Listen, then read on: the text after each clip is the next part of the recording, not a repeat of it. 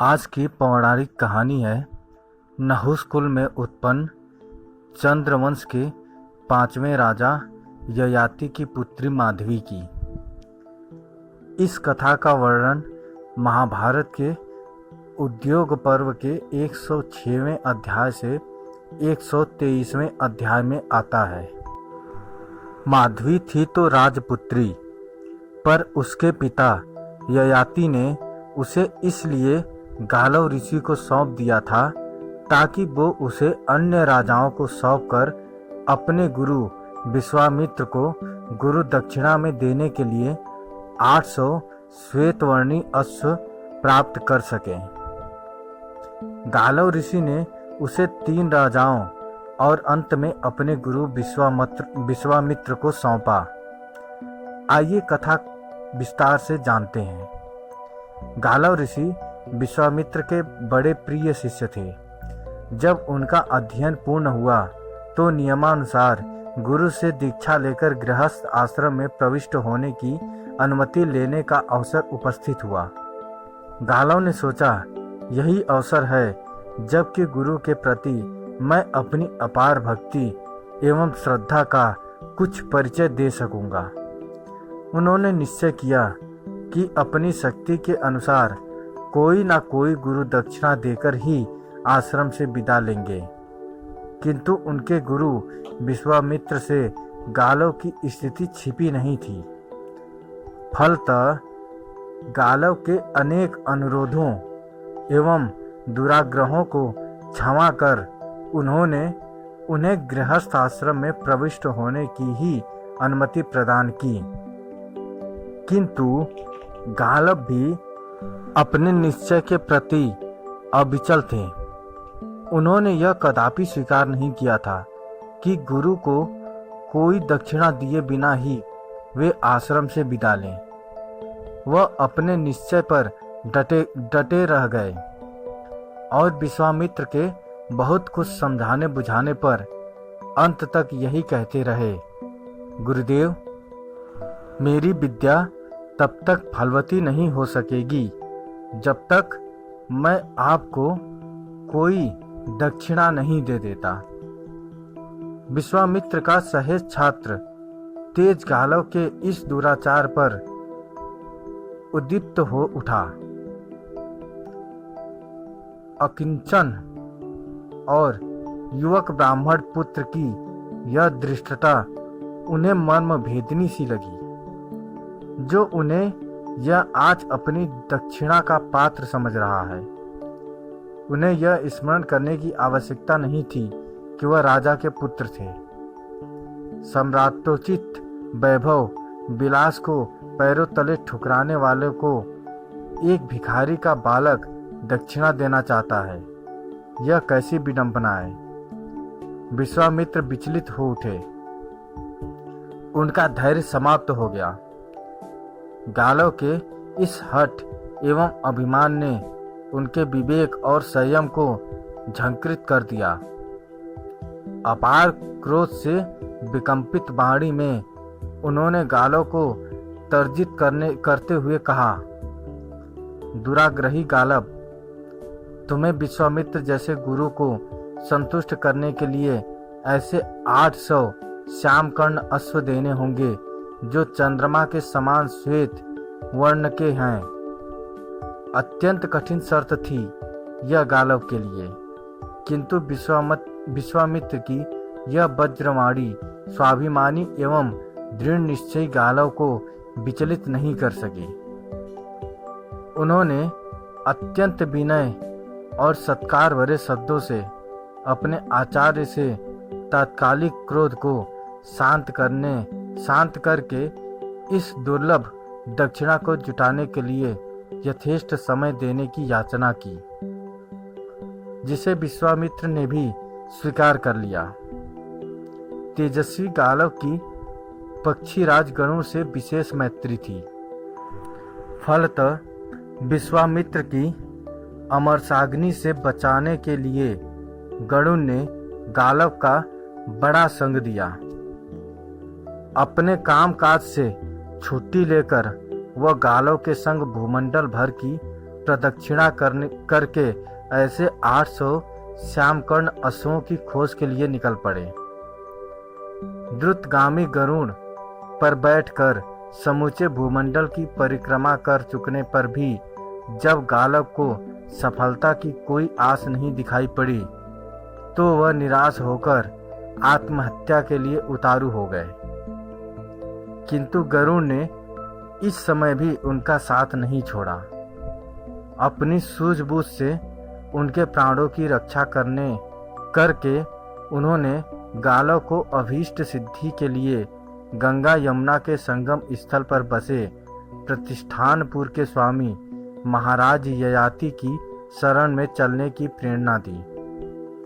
महाराज ययाति का उन दिनों धरती के राजाओं में सर्वाधिक सम्मान था। अपने अतिथियों, यज्ञों एवं प्रजा के कल्याणकारी कार्यों के लिए ययाति को कुछ भी अदेय नहीं था। जब उन्हें गरुड़ समेत ऋषि कुमार गालव के आगमन की सूचना दी गई तो राजा ने उनका हार्दिक स्वागत सत्कार किया। गरुड़ ने अपने आगमन का प्रयोजन बताते हुए कहा, राजन, यह तपोनिधि गालव मेरे अभिन्न मित्र हैं। महर्षि विश्वामित्र के यह प्रिय शिष्य रहे हैं, किंतु दुर्योगवश गुरु दक्षिणा के प्रसंग पर गुरु शिष्य के बीच ऐसी विषम स्थिति उत्पन्न हो गई है कि उनकी शांति आपकी कृपा द्वारा ही संभव है। इन्हें गुरु दक्षिणा के लिए यज्ञादि शुभ कार्यों में स्वभावः 800 श्यामकर्ण अश्व चाहिए। मेरा अपना विश्वास है कि आपकी कृपा बिना इस धरती पर गालव को ऐसे 800 तो क्या 2-4 अश्व भी नहीं मिल सकते। मेरी प्रार्थना है कि इस कठिन स्थिति में आप मेरे मित्र गालव की सहायता और रक्षा करें। नहुस नंदन, मेरे मित्र गालव तपस्या की मूर्ति हैं। इनका ब्रह्म तेज अद्वितीय है। यदि आपने इन्हें उबार लिया तो अपनी अमोघ एवं अपार तपस्या के फल से ही यह भी कभी आपको अनुग्रहित करेंगे। नरेश्वर, यह आपके लिए एक सुवर्ण संजोग उपस्थित हुआ है, जो गालव के समान परम विद्वान, सदाचारी एवं तेजस्वी याचक उपस्थित हुए हैं।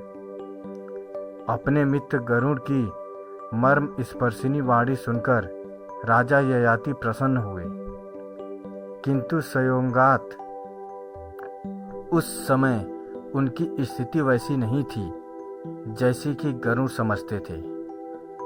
अनेक राजसूय और अश्वमेघ यज्ञों में उन्होंने अपने संपूर्ण कोष रिक्त कर दिया था।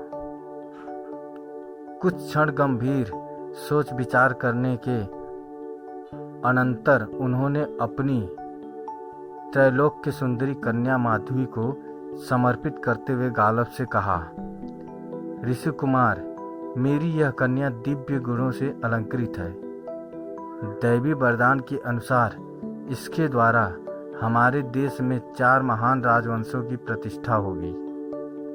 इसे संग लेकर आप पृथ्वी के अन्य राजाओं के पास जाइए। ऐसी सर्वगुणोपेत एवं सुंदरी के शुल्क के रूप में राजा लोग अपना राज्य तक दे सकते हैं। फिर 800 श्यामकर्ण अश्वों की तो बात ही क्या है। किंतु मेरी यह भी प्रार्थना है कि 800 अश्वों की प्राप्ति के बाद आप मेरी कन्या मुझे वापस दे देंगे। ययाति पुत्री माधवी को संग लेकर गरुड़ और गालव सर्वप्रथम अयोध्या के राजा हृदयस्व के पास पहुँचे, जो उस समय न केवल अपनी दानशीलता, शूरता, पर दुख कातरता तथा समृद्धि के कारण धरती भर में प्रसिद्ध थे, वरन संसार से चुने हुए अश्वों को रखने के कारण भी विख्यात थे। अयोध्यापति ने उनके आगमन का कारण पूछा। ऋषि कुमार गालव ने राजा हृदयेश्वर से माधवी के कुल, शील एवं गुणों की चर्चा करते हुए जब अपना मंतव्य प्रकट किया तो राजा हर्यश्व की प्रसन्नता का ठिकाना न रहा। किंतु विडंबना यह थी कि उनके पास वैसे श्यामकर्ण अश्वों की संख्या केवल 200 थी। हर्यश्व ने अपनी असमर्थता प्रकट करते हुए गालव और गरुण को यह सुझाव दिया, आपको मेरे ही समान अन्य राजाओं से भी माधवी के शुल्क के रूप में वैसे श्यामकर्ण अश्वों की प्राप्ति का उपाय करना होगा। मैं अपने 200 अश्व को देकर माधवी से केवल एक पुत्रोत्पत्ति की प्रार्थना करूंगा। दूसरा कोई चारा न होने के कारण गालव और गरुण ने अयोध्यापति हर्यश्व की बात मान ली और ययाति पुत्री माधवी को अयोध्या में निर्दिष्ट अवधि के लिए छोड़कर कुछ दिनों के लिए अन्यत्र चले गए। यथा समय राजा हर्यश्व के संयोग से माधवी ने वसुमना नामक सुवर्ण गुणोपेत पुत्र को उत्पन्न किया, जो बाद में चलकर अयोध्या के राजवंश में परम प्रसिद्ध हुआ। तदंतर निश्चित अवधि बीत जाने पर गालव और गरुण पुनः अयोध्या वापस आए और माधवी के शुल्क के रूप में प्राप्त उन 200 अश्वों को कुछ दिनों के लिए अयोध्या में ही छोड़कर माधवी के संग पुनः वैसे अश्वों की खोज में चल पड़े। अयोध्या से चलकर गालव और गरुड़ काशीराज दियोदास के दरबार में पहुँचे, जिनकी कीर्ति कौमुदी का प्रसार उन दिनों समग्र भूमंडल में हो रहा था। गालव और गरुड़ के प्रस्ताव करने पर वह भी अपने 200 श्यामकर्ण अश्वों को देकर माधवी जैसी सुंदरी तथा दैवी प्रभायुक्त स्त्री से एक पुत्र प्राप्त करने का लोभ सामरण न कर सके। नियत समय बीत जाने पर माधवी के संयोग से काशीराज दियोदास ने प्रतदन्न नामक पुत्र की प्राप्ति की, जो बाद में काशी राज्य का पुनरुद्धारक ही नहीं प्रत्युत वंश परंपरागत शत्रुओं का विध्वंसक भी हुआ। इस द्वितीय पुत्र प्राप्ति के बाद भी सुंदरी माधवी पुनः ऋषि कुमार गालव के संग किसी अन्य राजा की राजधानी की ओर चल पड़ी। इस बार गालव और माधवी पक्षीराज गरुड़ के संग भोजराज के यहाँ पहुँचे, जो अपने समय के राजाओं में प्रतिष्ठित थे। भोजराज की अतिशय समृद्धि और अदम्य दानशीलता की उन दिनों पृथ्वी पर बड़ी चर्चा थी, किंतु संयोगतः उनके पास भी 200 श्यामकर्ण अश्व ही थे। गालव और गरुड़ की प्रार्थना पर राजा उसिनर ने भी त्रिलोक सुंदरी माधवी के संयोग से एक पुत्र प्राप्त कर अपने उन दुर्लभ अश्वों को उन्हें सौंप दिए। भोजराज का यही तेजस्वी पुत्र बाद में शिवी के नाम से विख्यात हुआ, जिसकी दानशीलता की अमर कहानी आज भी पुराणों की शोभा है। इस पुत्र की उत्पत्ति के बाद माधवी का रूप यौवन पूर्ववत बना रहा। गालव को अपनी गुरु दक्षिणा के लिए अब 200 अश्व ही शेष थे, किंतु चिंता की बात यह थी कि गालव द्वारा विश्वामित्र से प्राप्त की गई अवधि समाप्ति पर थी और गरुड़ को यह ज्ञात हो चुका था कि धरती पर इन 600 श्यामकर्ण अश्वों के सिवा कहीं अन्यत्र एक भी नहीं बचा है। अब गालव की विश्वामित्र की शरण छोड़कर कोई अन्य गति नहीं थी।